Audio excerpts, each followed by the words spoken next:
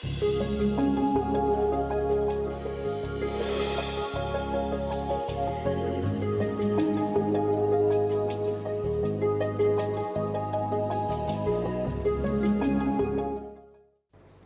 പുസ്തകം 2-ാം അധ്യായം 1 മുതൽ 10 വരെയുള്ള വാക്യങ്ങൾ.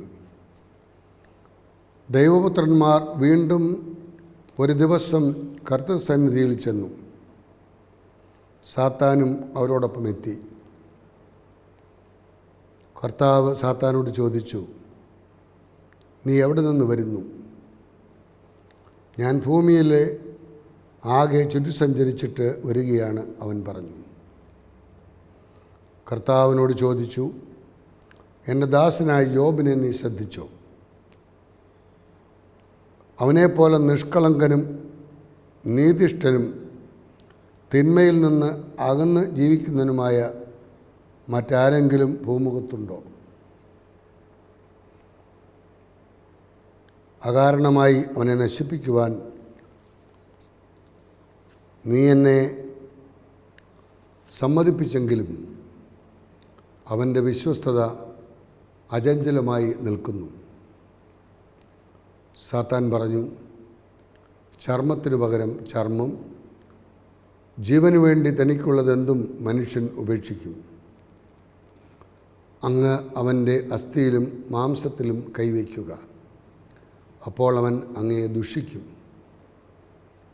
ഇതാ അവനെ നിനക്ക് വിട്ടുതരുന്നു, അവൻ്റെ ജീവനിൽ മാത്രം കൈവയ്ക്കരുത്. കർത്താവ് സാത്താനോട് പറഞ്ഞു. സാത്താൻ കർത്താവിൻ്റെ സന്നിധിയിൽ നിന്ന് പോയി. അവൻ ജോബിൻ്റെ ശരീരത്തെ അടിമുതൽ മുടി വരെ വ്രണങ്ങൾ കൊണ്ട് നിറച്ചു.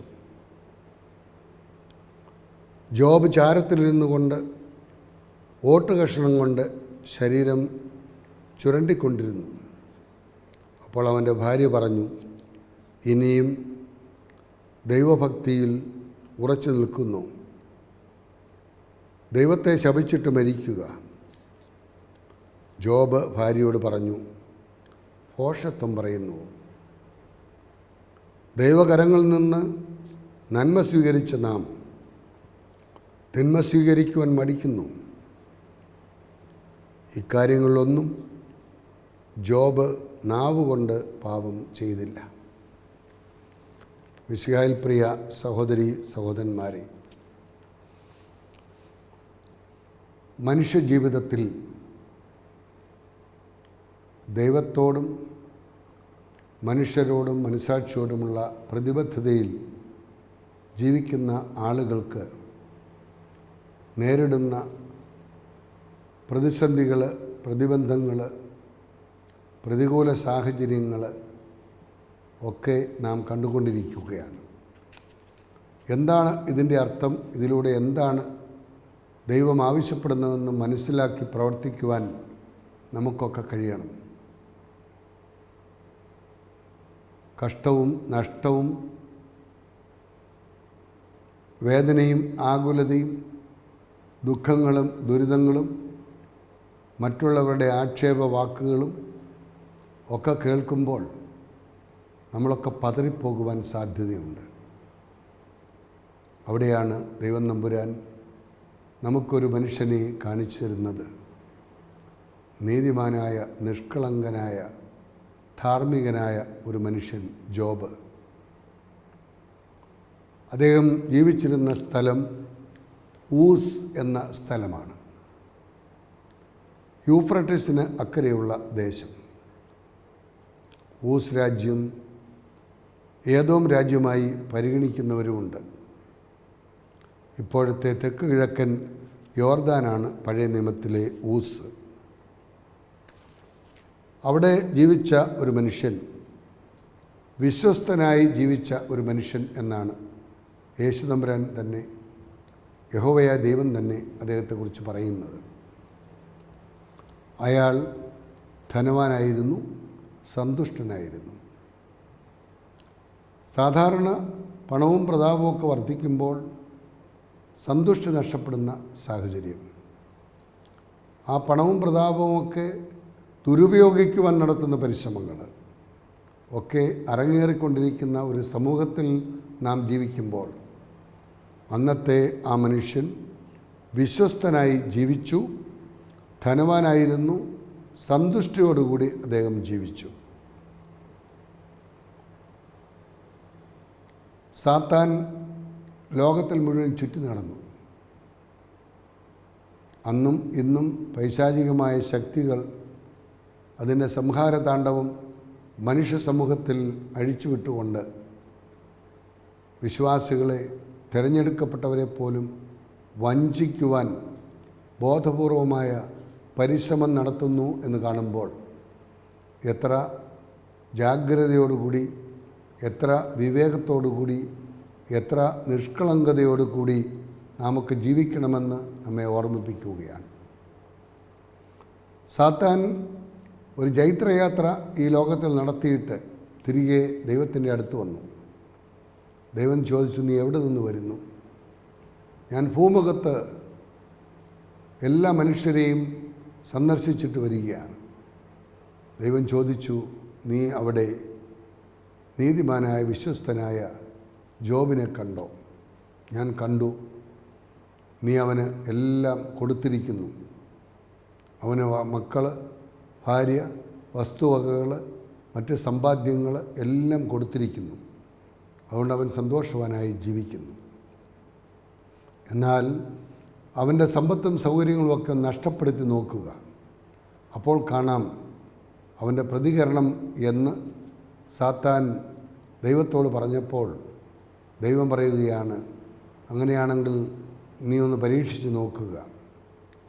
ആ പൈശാചികമായ ശക്തി അവൻ്റെ അടുത്തേക്ക് ചെന്ന് അവൻ്റെ സർവ സ്വത്തുക്കളും, എന്തിന് കന്നുകാലികളും ഒട്ടകങ്ങളും അവൻ്റെ കൃഷിയും, എന്തിന് അവൻ്റെ മക്കളും എല്ലാം മരിച്ചു വീഴുന്ന ഒരു സാഹചര്യം.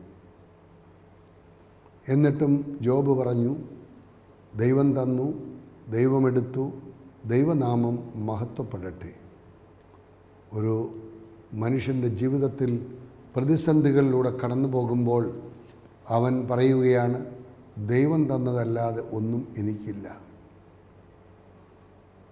ദൈവത്തിന് അത് തിരികെ എടുക്കാനുള്ള അവകാശമുണ്ട്. അത് ദൈവം തിരികെ എടുത്തിരിക്കുന്നു. ദൈവനാമം മഹത്വപ്പെടട്ടെ. ജീവിക്കുന്ന മനുഷ്യനാണ് ദൈവത്തിൻ്റെ മഹത്വം. തൻ്റെ ജീവിതത്തിലൂടെ ദൈവത്തെ മഹത്വപ്പെടുത്തുവാൻ ഉള്ളതെല്ലാം തിരികെ എടുക്കുമ്പോഴും ഒരാകുലതയുമില്ലാതെ ദൈവം നോക്കിക്കൊള്ളും എന്നുള്ള ശുഭാപ്തി വിശ്വാസത്തിൽ ജീവിക്കുന്ന ഒരു മനുഷ്യൻ. സാത്താൻ വീണ്ടും പറയുകയാണ്, അവൻ്റെ ശരീരത്തെ ഒന്ന് സ്പർശിച്ച് നോക്കിയാൽ മതി, അവൻ്റെ ശരീരത്തിന് എന്തെങ്കിലും കേടുപാട് പറ്റിയാൽ മതി, അവൻ നിശ്ചയമായും നിന്നെ ദുഷിച്ചു പറയും എന്ന്. ദൈവം പറഞ്ഞു, നീ പോയി നോക്കിക്കൊള്ളുക. പക്ഷെ ഒരു കാര്യം മാത്രം, അവൻ്റെ ജീവനിൽ നീ കൈവയ്ക്കരുത്.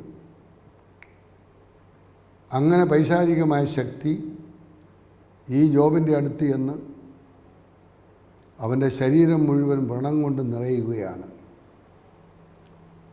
കഴിവും കാശുമുള്ളപ്പോൾ കഴുകനും കാക്കകളും പറന്നു വരുന്നു. കടലിൽ മീൻ പെരുകുമ്പോൾ, കരയിൽ വന്നടിയുമ്പോൾ കഴുകനും കാക്കകളും പറന്നു വരും. കടൽ തീരമൊഴിയുമ്പോൾ, വലയെല്ലാം ഉണങ്ങുമ്പോൾ അവയെല്ലാം പഴുവടി പിരിഞ്ഞു പോകും. കഴിവും കാശുമൊക്കെ ഉള്ളപ്പോൾ ധാരാളം ആളുകളുണ്ടായിരുന്നു, സേവകരുണ്ടായിരുന്നു. എല്ലാം നഷ്ടപ്പെടുന്നു. അവരെല്ലാം വിട്ടുപേക്ഷിച്ചു പോകുന്നു. സ്വന്തം ഭാര്യ നോക്കിയപ്പോൾ ജോബ് ദേഹമാസകലം വ്രണബാധിതനായിരിക്കുകയാണ്. മുറിവുകൾ, വ്രണങ്ങളാൽ അവൻ്റെ ശരീരം മുഴുവൻ നിറഞ്ഞിരിക്കുകയാണ്. അവൻ ചാക്കൊടുത്ത് ചാരത്തിലിരുന്നു കൊണ്ട് ഓടുകൊണ്ട് അവൻ്റെ ശരീരം മുഴുവൻ മാന്തുകയാണ്. അവൻ അത്രത്തോളം വേദന, അസഹ്യമായ വേദന അനുഭവിക്കുകയാണ്. ആ അവസരത്തിൽ അവൻ്റെ ഭാര്യ വന്ന് പറയുന്നു, ഇനിയും നീ ദൈവത്തിൽ വിശ്വസിച്ചുകൊണ്ടിരിക്കുകയാണോ? ദൈവത്തെ ശപിക്കുക. ഇത്രയുമൊക്കെ നിനക്ക് നാശമുണ്ടായിട്ടും നീ ഒരു കുഷ്ഠരോഗിയെപ്പോലെ ഇങ്ങനെ ആയിരുന്നിട്ടും നിൻ്റെ ശരീരം മുഴുവൻ വ്രണങ്ങളാൽ നിറയപ്പെട്ടിട്ടും ഓടുകൊണ്ട് മാന്തിക്കൊണ്ടിരിക്കുന്ന നീ പിന്നെയും ദൈവത്തെ വിളിച്ചുകൊണ്ടിരിക്കുകയാണ്. ദൈവത്തിലുള്ള വിശ്വാസം ഉപേക്ഷിക്കുക എന്ന് പറഞ്ഞപ്പോഴും ജോബ് ഒരിക്കലും ദൈവത്തിലുള്ള വിശ്വാസം ഉപേക്ഷിച്ചില്ല.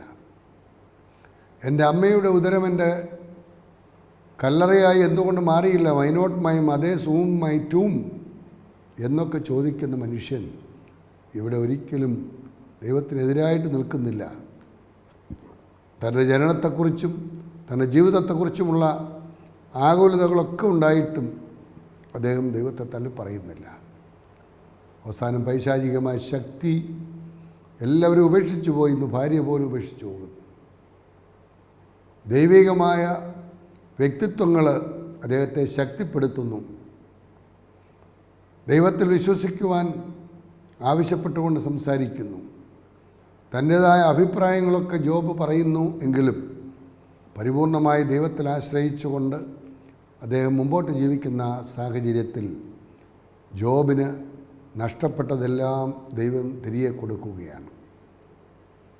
തനിക്ക് മക്കളെ ലഭിക്കുന്നു.